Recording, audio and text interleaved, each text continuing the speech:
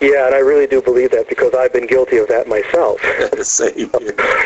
And sometimes you just need someone to say, hey, just take your time and enjoy what's happening right now. Right, right.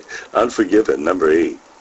Unforgiven is another one that's a little bit different. It's this one here. I'm using the Fender Stratocaster guitar, and it's kind of more of like a 70s or 80s jazz groove, electric piano on it. There's a soprano sax on this tune, and I find this tune to be a little bit more mysterious in the sound. It's a very mellow tune, really, for most of it. But then as the song ends, there's kind of a drum solo section that goes on through the ending, and it kind of picks up steam at the end till it ends. So it's a song that kind of has kind of two different flavors, a little bit more mellow and kind of 70s or 80s, and then it ends with a little bit more of a flourish. Number 9, All in Time. All in Time is another one that's a little different. It's again, a pseudo-Latin song. This one has a horn section.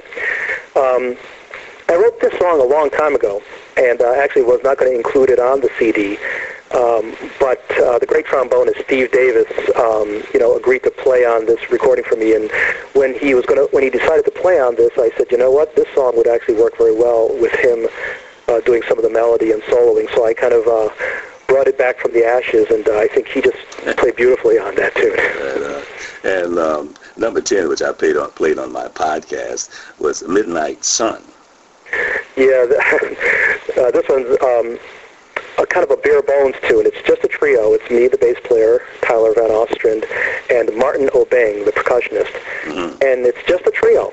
And it's just an open, light, kind of simple tune that I don't even take a solo on there. The bass player, Tyler, does the solo on it. And I just thought it was a nice way to say goodbye at the end of the CD with something that's just very open and clean and clear. I liked it. Yeah, thank you. I like it. Okay, Norman, that's If Time Stood Still. You hear them talk about each track, and we can get this CD where now? Anywhere?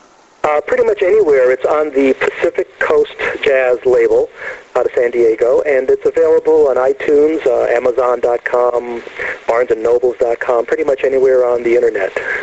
And we can also go to NormanJohnson.com, right? That is correct, yes, NormanJohnsonGuitar.com. Okay, very good, Norman. Norman, when we were talking about the music, the writing and playing, do you find yourself getting more jobs in performing musician or composer? Years ago it was as a composer. Now it's really as a musician. So my roles have shifted a little bit in that respect. But right now I get more work as a guitarist. Okay. All right. Do you still technically train yourself to prepare for a performance? Oh yeah, constantly practicing and constantly trying to figure out the things that you don't do as well as you should. And there's always something you don't do as well as you should. So I heard that. Do you believe that various styles of music affect your style? Yes, they do.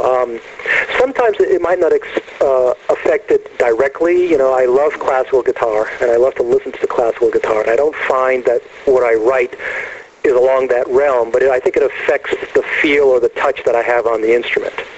Okay. So it does affect what you do in some way. Okay. I understand what you're saying. So,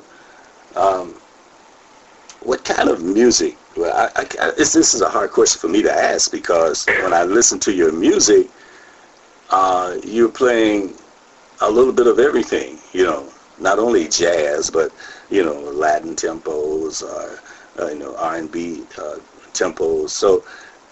So it's hard for me to ask what kind of music interests you besides jazz.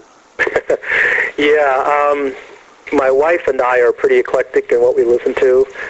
So pretty much if you come over to our house any day, you might be hearing, some John Coltrane or some Bob Marley or some Earth, Wind & Fire. So I kind of listen to everything. I grew up listening to a lot of the commercial music in the 70s and 60s and, love, Dexter Gordon. That's my man. Yeah, I love Dexter Gordon, and so, the old jazz I just love, and I like a lot of the more contemporary R&B stuff too. So, I like everything, and the stuff that I write and play kind of shows that it's pretty varied. And sometimes it kind of goes all over the place, but I think it's what I am. So. I got you. You did tell me once before that your wife plays violin. Yes, she does. She's a school teacher, and she teaches the stringed instruments. Are you still teaching? I taught for many years. I was the dean at the music college here in Hartford, the Hartford Conservatory. I was the dean there through the 90s, and I taught music theory and so on for many years. But over the last 10 years, I don't teach anymore. I'm just pretty busy in the studio and playing the guitar and recording, so I don't really teach anymore. I see. Do you what do you consider to be your finest musical achievement, if there is one?